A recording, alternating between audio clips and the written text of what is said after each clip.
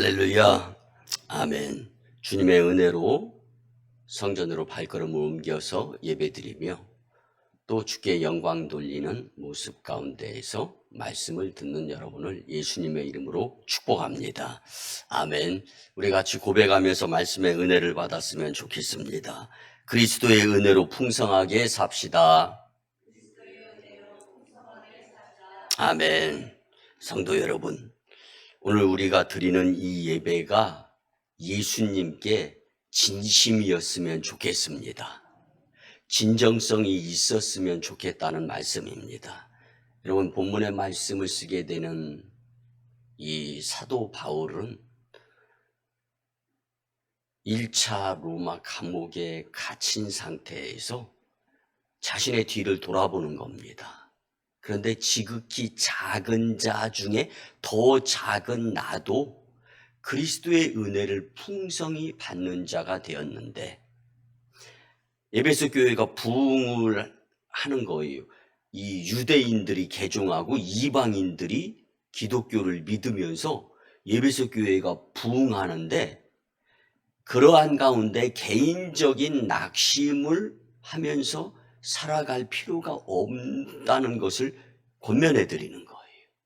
여러분, 바울은 그리고 그의 고백 가운데에서 살든지 죽든지 내 몸에서 그리스도의 흔적이 나타나는 것으로 나는 족하다. 왜? 그리스도를 향한 받은 풍성한 은혜에 대한 고마운 마음이 있었던 거예요. 사랑하는 성도 여러분, 믿음은 감사하는 것입니다. 믿음은 고마워하는 거예요. 얼마만큼 내가 더 낙심하지 아니하고 실망하지 아니하고 좌절하지 아니하고 불평불만하지 아니하고 원망하지 아니할 수 있는 힘은 그리스도를 믿는 믿음에서 오는 것이다 라는 것을 오늘 본문을 통하여 분명히 진심으로 깨달을 수 있게 되었으면 참 좋겠습니다. 선포되는 말씀이 단지 여러분에게 정말 희망적인 고문의 말씀이 되지 않고 믿음으로 살아 역사하는데 힘이 될 수 있는, 또 현실로 나타나는 그리스도의 풍성한 은혜를 체험하는 자들이 되었으면 좋겠습니다. 여러분, 오늘 우리가 도입 예배곡으로 부른 찬송가 463장은 단순하고 반복적인 구조 속에 진심이 담긴 신앙을 갈망하는 한국 창작 찬송가입니다. 진심으로 예수 닮기 원합니다.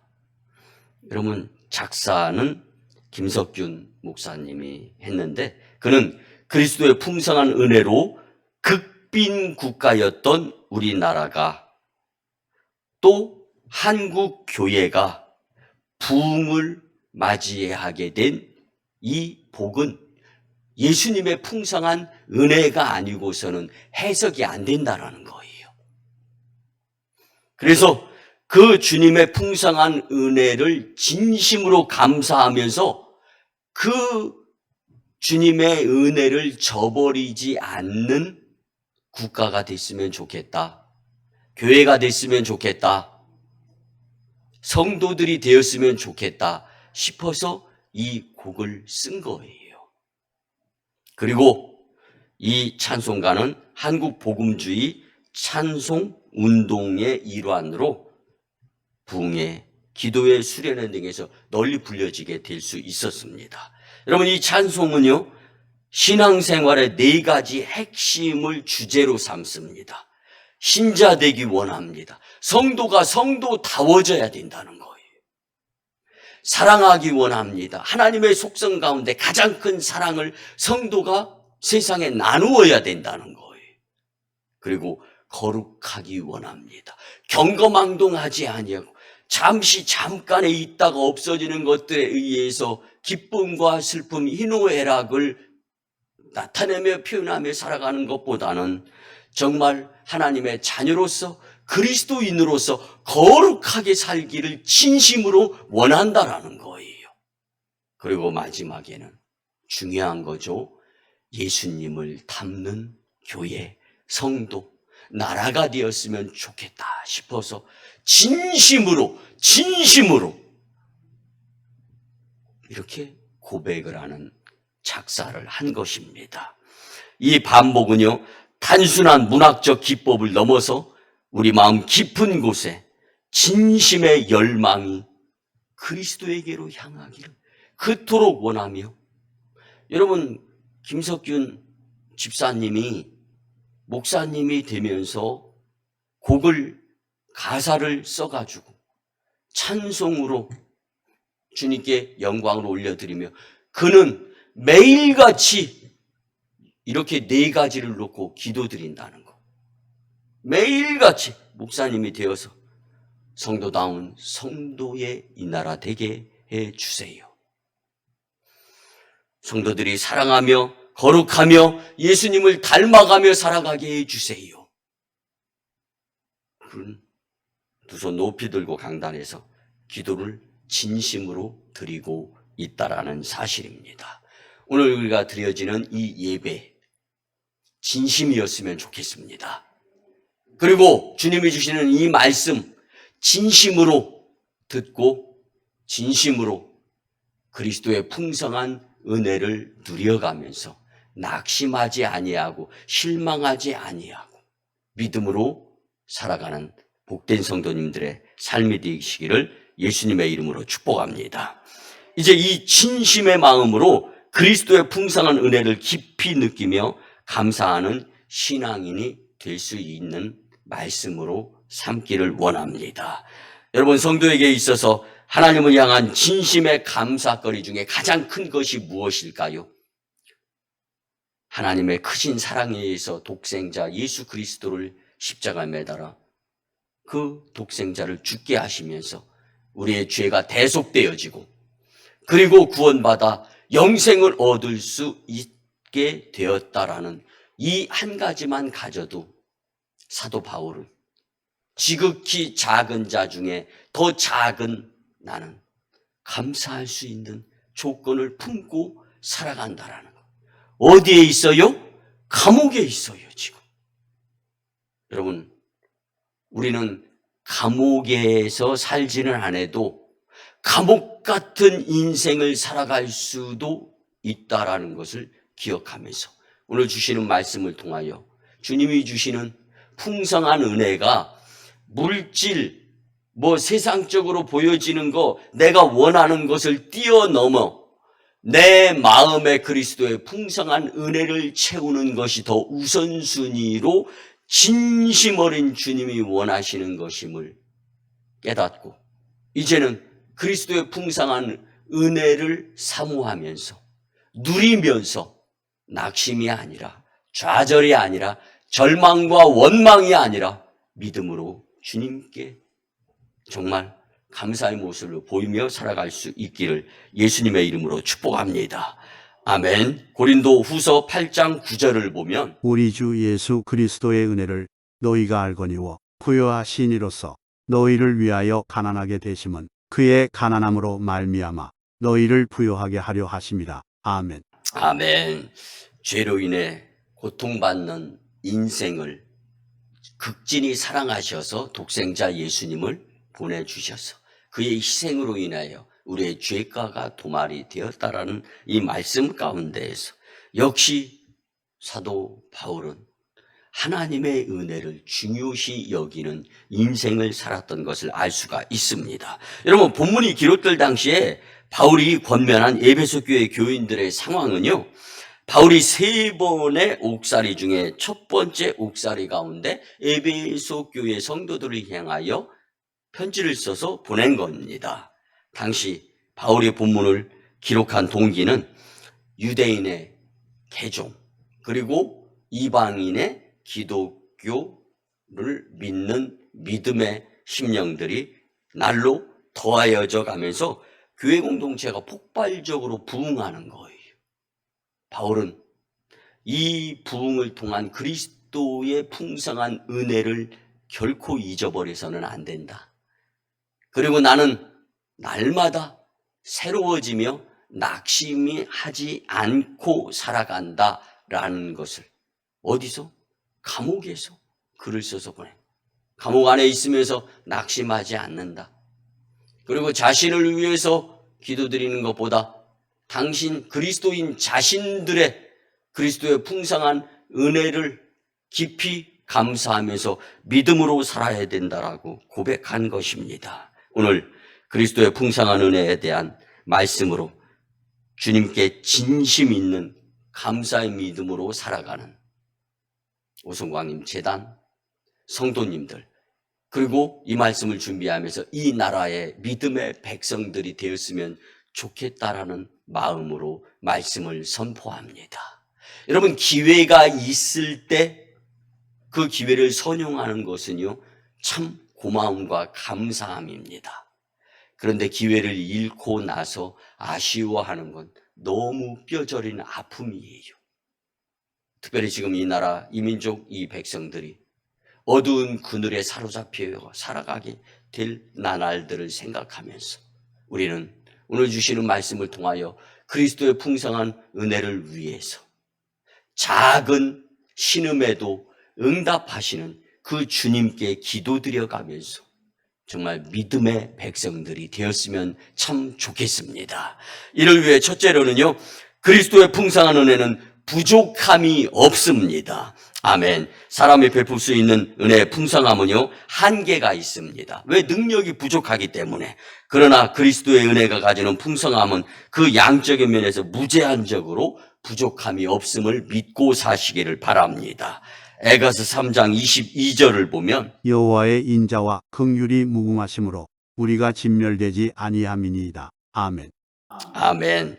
예루살렘 멸망으로 인한 절망 가운데에서도 남유다 백성들을 향한 큰 빛과 같은 선언의 말씀입니다. 이는 에가서 전체의 핵심 주제의 구절로서 절망의 상황에서도 소망을 품게 하시는 하나님의 은혜를 먼저 찬양하는 거예요. 절망의 상황 가운데에서도. 사랑하는 성도 여러분, 우리는 어떤 상황에서 그리스도의 풍성한 은혜는 부족함이 없다라는 믿음으로 살았으면 참 좋겠습니다. 아직도 주님의 은혜의 풍성함에 기회가 있다라는 것을 기억하시면서 주님께 고개 돌리는 자들이 아니라 믿음으로 부족함이 없는 주님의 풍성한 은혜를 놓고 기도드리며 살아갈 수 있는 저와 여러분들이 되었으면 참 좋겠습니다. 마태복음 18장 21절 22절을 보면 그때에 베드로가 나와 이르되 주여 형제가 내게 죄를 범하면 몇 번이나 용서하여 주리이까 7번까지 하오리이까 예수께서 이르시되 네게 이르노니 7번뿐 아니라 7번을 70번까지라도 할지니라. 아멘. 아멘. 용서에 대한 교훈의 말씀입니다. 원수를 몇 번이나 용서해야 합니까? 예수님의 수제자 베드로가 예수님께 질문합니다. 7번을 70번까지라도 용서하라고 예수님은 답변을 주셨습니다. 죄인을 용서하는 데 있어서도 그리스도 안에 있는 자비와 은혜가 부족함이 없다라는 거예요. 이 말씀을 놓고 이 민족이, 그리고 저와 여러분들이 다시금 용서의 양팔을 벌리시는 주님께 부족함이 없는 은혜에 대한 감사한 마음을 가지고 기도드려 이 땅의 황무함을 보시면서 용서하여 주실 주님의 은혜를 사모하며 살아갈 수 있었으면 참 좋겠습니다. 여러분, 우리에게 임하는 그리스도의 은혜는 이처럼 마음껏 누릴 수 있도록 기회를 주시는 하나님이심을, 풍성한 은혜의 주님이심을 잘 알 수가 있습니다. 예수님께로 향할 수 있는 이 민족, 그리고 저와 여러분들이 되었으면 좋겠습니다. 누구든지 예수님께로 나오면 그리스도께서 부족함 없는 풍성한 은혜로 채워주심을 믿으시기를 예수님의 이름으로 축복합니다. 아멘. 두 번째는요, 그리스도의 풍성한 은혜는 변함이 없습니다.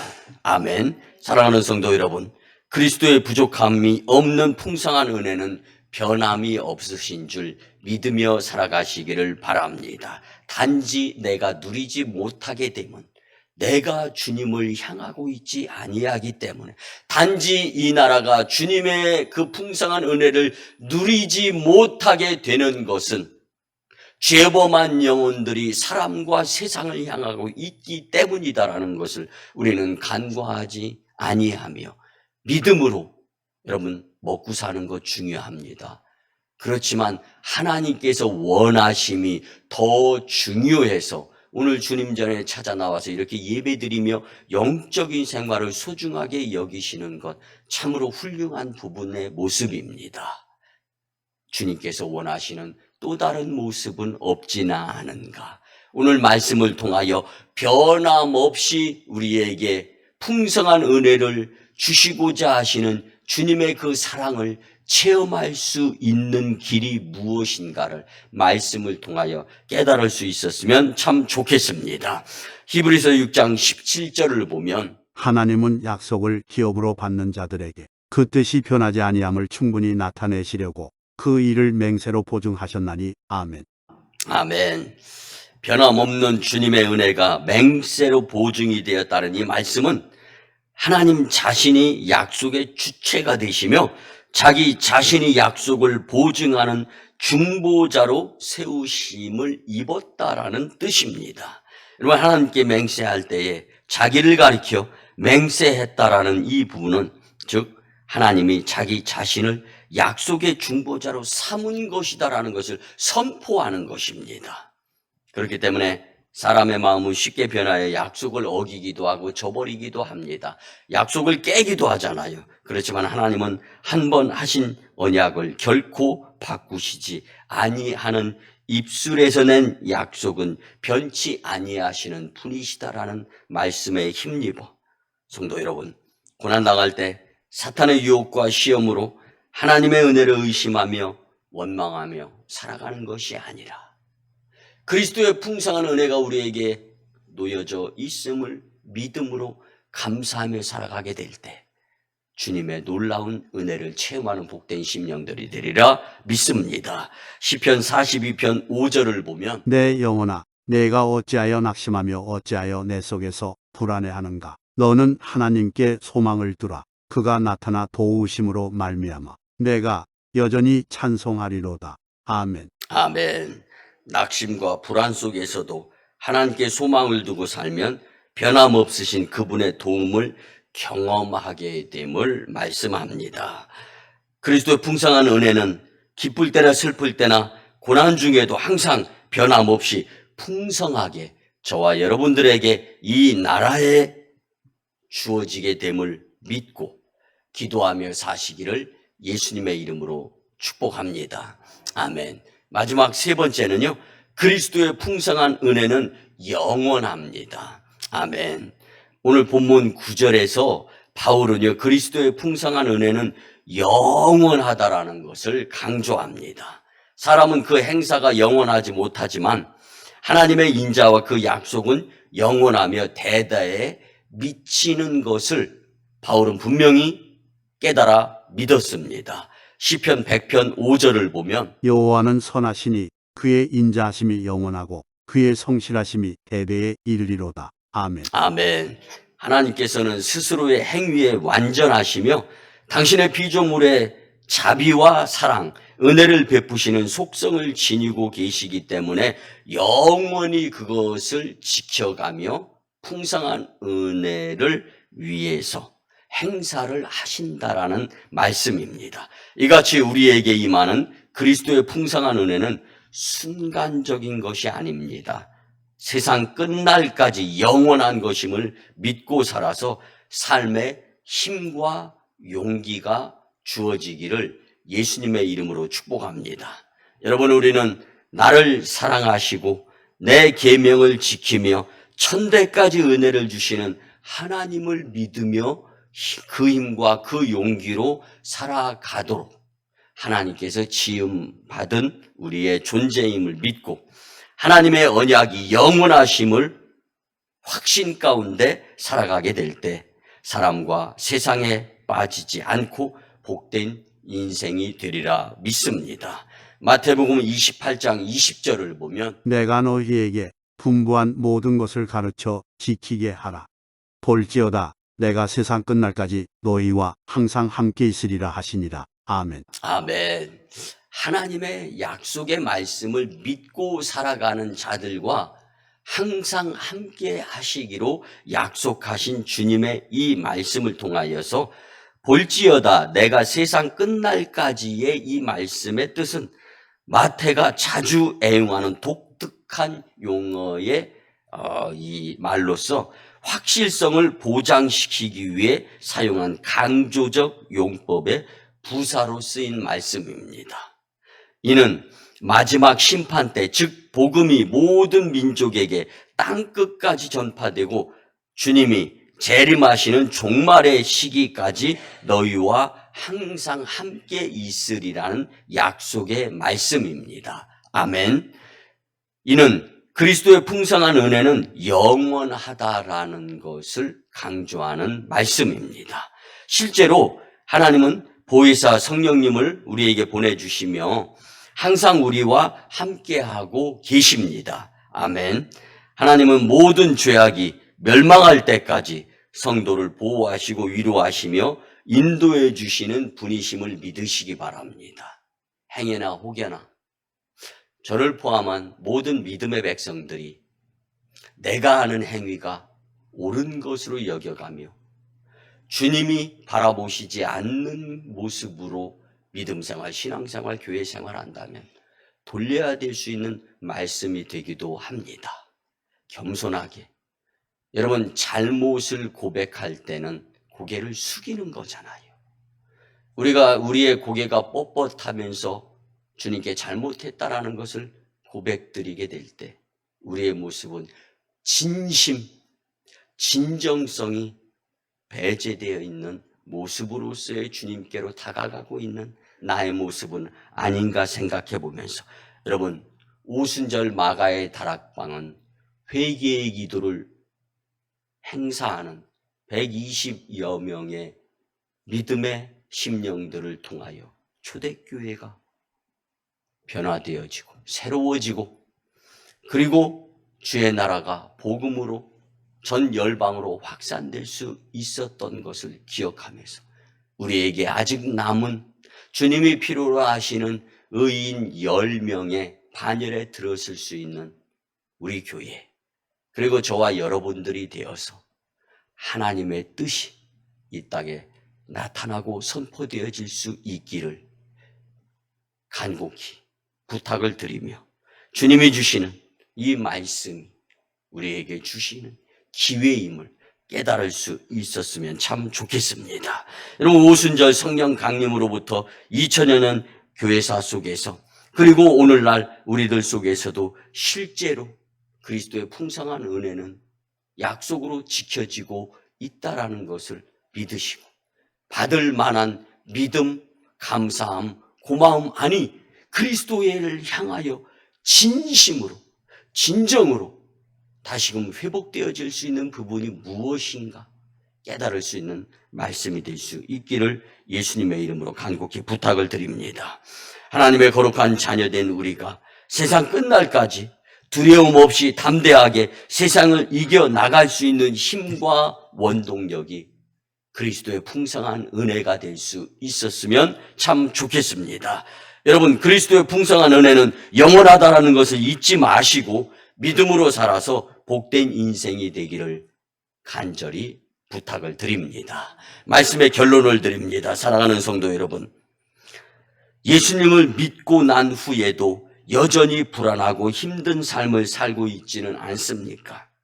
그렇다면 그것은 그리스도의 풍성한 은혜를 바로 깨닫지 못하는 데 문제가 있지 않을까 한번 생각해 보면서 내 자리부터 지금 오늘 여기 이곳에서 하나님이 원하시는 작은 것 하나부터 다시금 시작하면서 내 자리 지켜가며 믿음을 회복해가며 다시금 주님께서 원하시는 그리스도의 풍성한 은혜의 자리에서의 주님의 놀라운 은혜를 체험할 수 있는 것. 그래서 그리스도의 풍성한 은혜는 부족함도 없고 변함도 없으며 영원하다라는 것을 만방에 드높이 간증하며 기쁨과 감사의 삶이 될 수 있는 그곳이 비록 사도 바울같이 감옥이다 할지라도 우리의 마음속에 임하는 그리스도의 풍성한 은혜가 낙심이 아니라 절망이 아니라 다시금 주님이 주시는 용기, 희망을 가지고 살아갈 수 있었으면 좋겠습니다. 사랑하는 성도 여러분, 그리스도의 풍성한 은혜가 언제나 영원하다라는 것에 힘과 용기를 얻으며 속상하고 연약하고 낙심됨보다는 믿음으로 기쁘게 살면서 하나님께 영광이 되시기를 예수님의 이름으로 축원합니다. 아멘. 기도드립니다. 하나님, 이 땅의 황무함을 보아 주시옵시고 아직도 남은 눈물 어린 믿음의 심령의 기도가 있음을 간과하지 마시고 하나님, 이 나라가 다시 한번 영성 차려서 하나님께 사용되어질 수 있도록 은혜 위에 은혜를 더하여 주시옵소서. 믿음의 백성들이 자기 자리 지키며 주님께 회개하며 돌이킴을 통하여서 죄범한 영혼들이 주께로 돌아오는 모습을 경험하며 어둠의 권세의 그늘이 물러갈 수 있는 나라, 하나님이 살아 역사하시며 운행시켜 주시는 나라가 되었다라는 전 세계 열방의 간증의 나라가 될 수 있도록 주님 눈물로 기도드리오매 은총을 베풀어 주시옵소서.